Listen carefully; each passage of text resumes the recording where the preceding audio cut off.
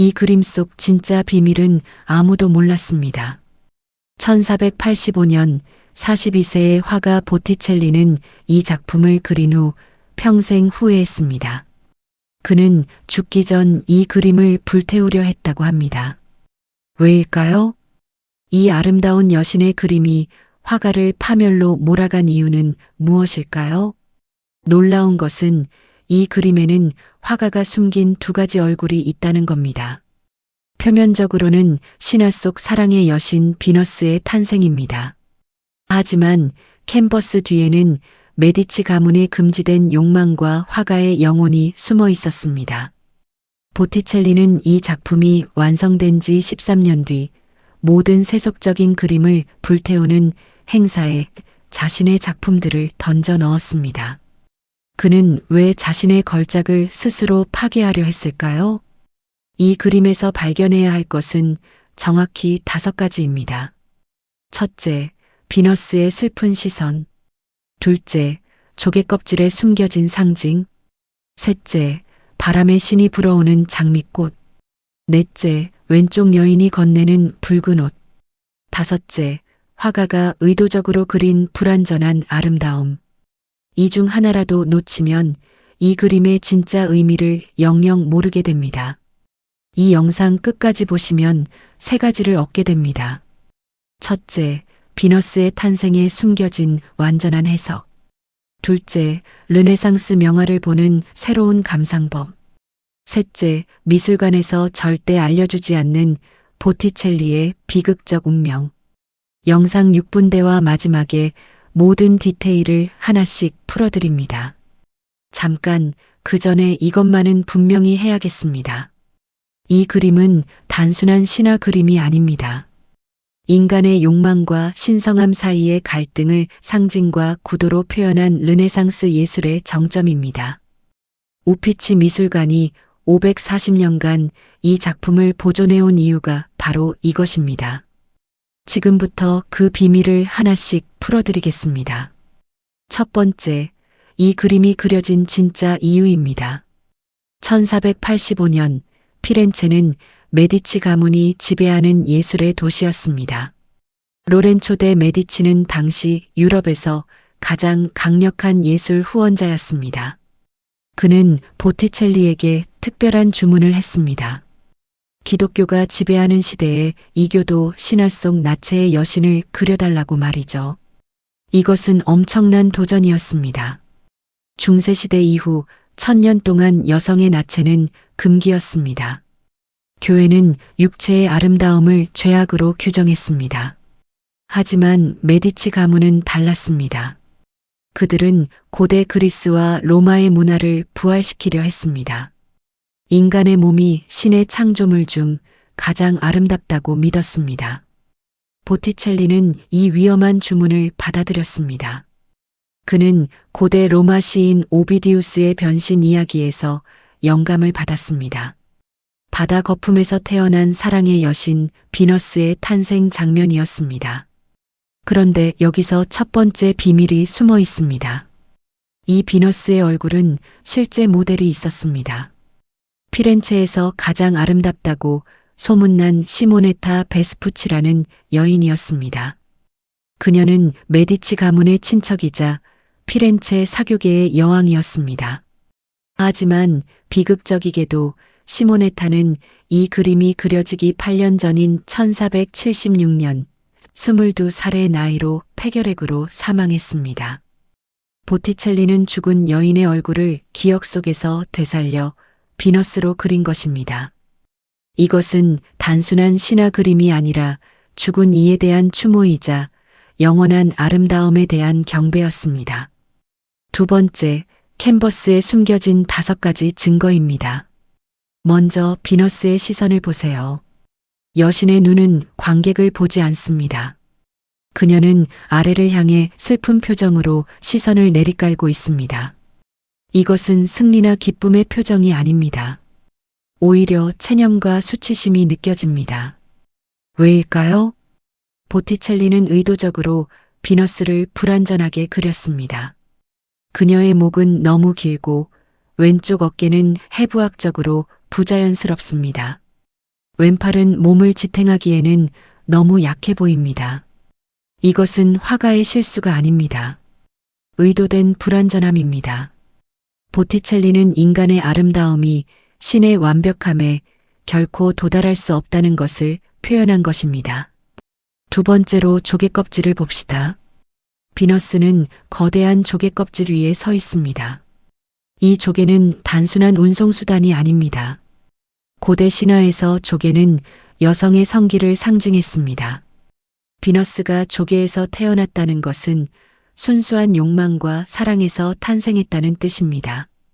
조개 껍질의 물결 모양 주름은 파도와 완벽하게 조화를 이룹니다. 모든 선이 비너스를 향해 집중되도록 계산된 구도입니다.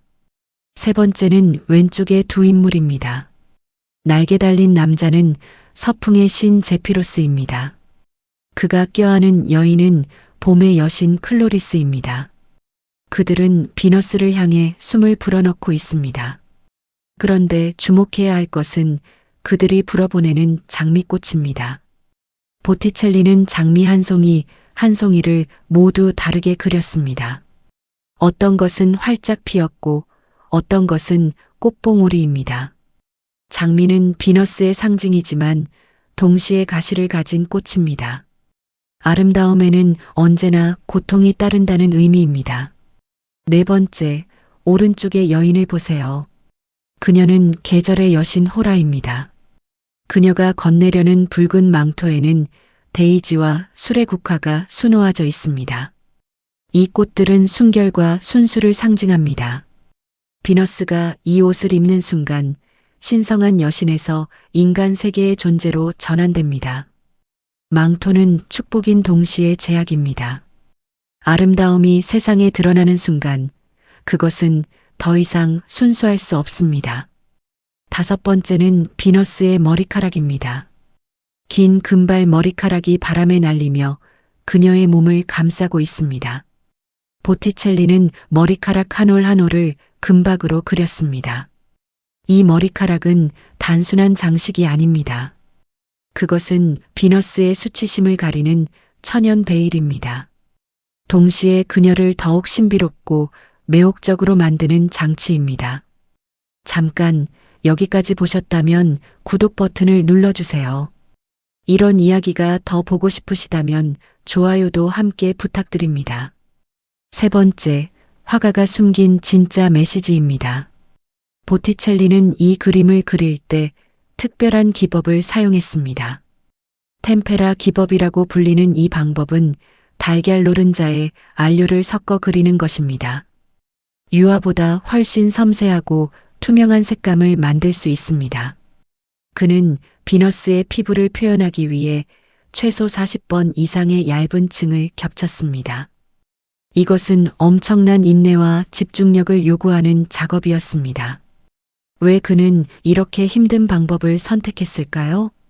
그 이유는 빛 때문입니다. 템페라는 빛을 반사하지 않고 흡수합니다. 그래서 비너스의 피부는 내부에서 빛나는 것처럼 보입니다. 이것은 신성함의 표현입니다. 신은 외부의 빛을 받는 것이 아니라 스스로 빛을 발합니다. 보티첼리는 구도에서도 천재성을 보여줍니다. 비너스는 정확히 화면의 중심에 위치하지 않습니다. 그녀는 살짝 오른쪽으로 치우쳐 있습니다. 이것은 의도된 불균형입니다. 완벽한 대칭은 정적이고 생명력이 없습니다. 보티첼리는 불균형을 통해 움직임과 생동감을 만들어냈습니다. 색채 선택도 놀랍습니다. 비너스의 창백한 피부는 주변의 청록색 바다, 분홍색 장미, 붉은 망토와 극명한 대비를 이룹니다. 그녀는 색채적으로도 완전히 고립되어 있습니다. 이것은 여신의 고독을 표현합니다. 완벽한 아름다움은 결코 세상에 속할 수 없습니다. 그런데 여기서 중요한 질문이 생깁니다. 메디치 가문은 왜 이런 그림을 원했을까요?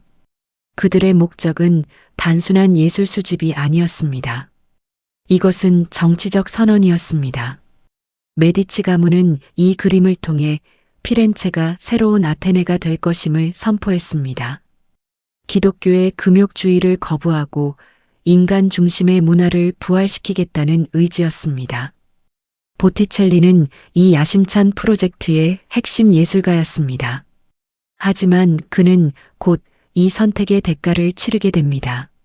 네 번째, 당신이 몰랐던 또 다른 진실입니다. 1490년대 피렌체에 극적인 변화가 찾아왔습니다. 사보나롤라라는 도미니크 수도사가 등장했습니다. 그는 메디치 가문의 사치와 타락을 맹렬히 비난했습니다. 특히 이교도 신화를 그린 나체 그림들을 악마의 작품이라고 규정했습니다.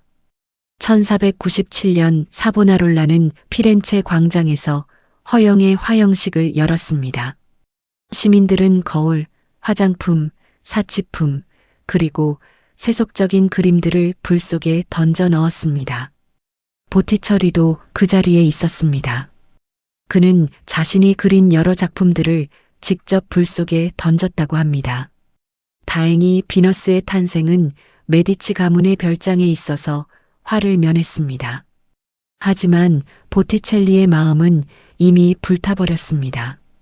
그는 깊은 죄책감에 시달렸습니다. 자신이 신성 모독을 저질렀다고 믿었습니다. 아름다운 여신을 그린 것이 신에 대한 배신이라고 생각했습니다. 말년의 보티첼리는 완전히 달라진 사람이었습니다. 그는 더 이상 신화나 세속적인 주제를 그리지 않았습니다. 오직 종교화만 그렸고 그마저도 점점 어두워졌습니다. 1510년 65세의 나이로 그가 죽었을 때 그는 거의 잊혀진 화가였습니다. 그가 죽은 후 거의 400년 동안 비너스의 탄생도 잊혔습니다. 19세기 후반 영국의 라파엘 전파 화가들이 보티첼리를 재발견했습니다. 그들은 이 작품에서 순수하고 시적인 아름다움을 발견했습니다. 그제야 세상은 이 그림의 진정한 가치를 알아보기 시작했습니다. 미술사학자들 사이에서는 여전히 논쟁이 있습니다. 어떤 학자들은 이 그림이 신플라톤주의 철학을 표현한다고 주장합니다. 육체적 아름다움을 통해 영적 진리에 도달할 수 있다는 사상 말이죠. 다른 학자들은 이것이 메디치 가문의 정치적 프로파간다라고 봅니다. 또 다른 해석도 있습니다. 최근 발견된 편지에 따르면 보티첼리는 시모네타를 사랑했을 가능성이 있습니다. 이 그림은 도달할 수 없는 사랑에 대한 화가의 고백일 수도 있습니다. 관점에 따라 이 그림은 완전히 다른 의미를 가집니다. 신화일 수도, 철학일 수도, 정치일 수도, 사랑일 수도 있습니다. 어쩌면 그 모든 것일 수도 있습니다. 이것이 바로 위대한 예술의 힘입니다. 500년이 지나도 여전히 새로운 해석을 낳는 무한한 깊이 말입니다. 우리가 오늘 본 5가지를 정리해 보겠습니다. 첫째, 비너스의 슬픈 시선은 불완전한 인간 아름다움의 한계를 보여줍니다. 둘째, 조개껍질은 욕망에서 탄생한 순수한 사랑을 상징합니다. 셋째, 장미꽃은 아름다움에 동반되는 고통을 의미합니다. 넷째, 붉은 망토는 신성함에서 인간성으로의 전환을 나타냅니다. 다섯째, 금빛 머리카락은 수치심과 신비를 동시에 감싸는 베일입니다. 이 그림은 르네상스가 도달한 예술의 정점입니다. 인간의 몸을 신성하게 표현하면서도 그 한계를 인정합니다. 아름다움을 찬양하면서도 그 이면의 슬픔을 숨기지 않습니다. 비너스의 탄생은 단순히 예쁜 그림이 아닙니다. 그것은 인간이 신성함에 도달하려는 영원한 갈망이며 동시에 그 불가능함을 인정하는 겸손함입니다. 보티첼리는 이 한 장의 그림으로 인간 존재의 본질을 포착했습니다. 우리는 모두 바다 거품에서 태어난 비너스처럼 불완전하지만 아름다운 존재들입니다. 그리고 부탁 하나 드리겠습니다. 오늘 이 작품이 여러분의 마음에 조금이라도 닿았다면, 이 불완전한 아름다움의 이야기가 가슴에 남으셨다면 댓글에 영원한 아름다움이라고 남겨주세요. 여러분이 남기는 그 5글자가 이 작품을 기억하는 우리 모두의 마음이 됩니다. 함께 예수를 사랑하는 그 마음이 서로에게 위로가 됩니다. 오늘도 귀한 시간 함께 해주셔서 감사합니다. 여러분의 일상에 늘 아름다움과 감동이 가득하길 바랍니다. 다음 작품에서 또 뵙겠습니다.